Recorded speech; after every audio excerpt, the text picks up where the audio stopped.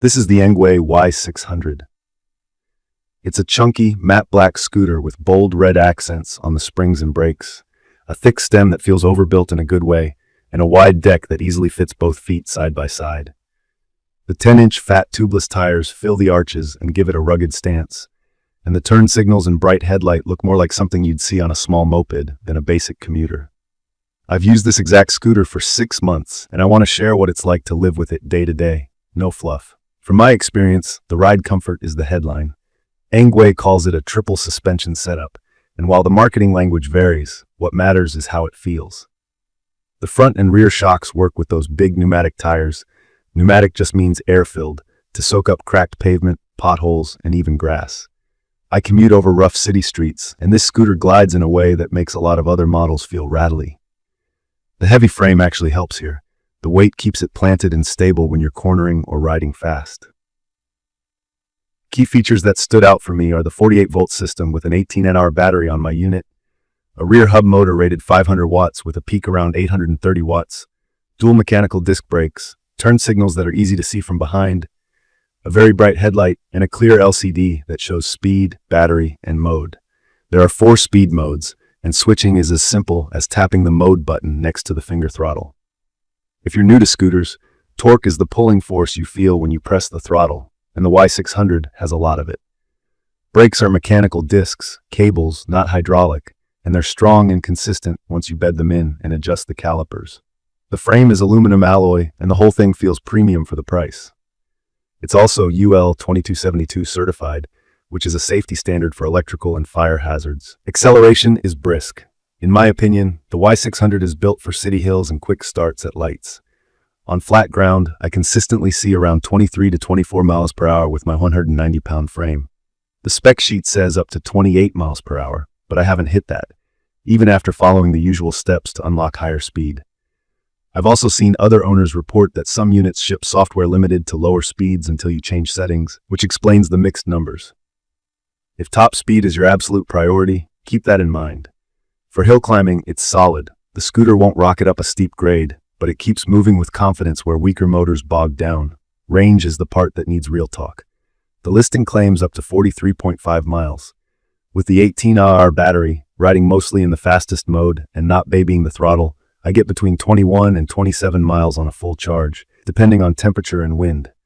When I cruise more moderately in a lower mode, I can stretch it, but I've never touched the advertised max. Also, the battery indicator can be jumpy. Sometimes I lose a bar quickly after unplugging, then it settles, so I plan for the low end and avoid range anxiety. Charging with the stock 2A charger takes me 8 to 10 hours from low to full, so it's an overnight routine. If you're considering the 13.5-hour version, expect noticeably less range. Portability is the biggest compromise. On paper, it's about 24 kilograms, roughly 53 pounds, and it feels every bit of that. It folds at the stem and the bars can collapse, which makes it shorter for a car trunk, but I don't enjoy lifting it into a hatchback and I avoid stairs when I can. The folding latch works, but it's stiff. After a month, I tightened it to remove play, and it's been fine since. But carrying this thing more than a few steps is not fun.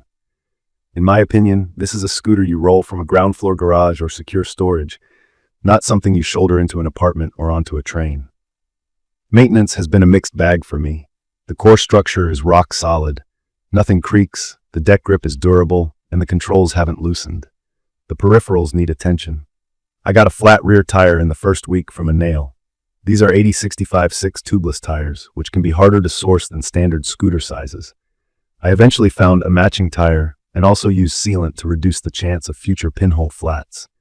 If you're new to tubeless, they're less prone to pinch flats than tubes, but punctures can still happen. I've also done a couple of minor brake adjustments and a stem latch tension tweak with the included tools. Nothing crazy, but it's not maintenance-free. Performance-wise, I've had the speed inconsistency I mentioned earlier and the battery readout quirk. Neither stopped me from riding, but they're part of the real experience.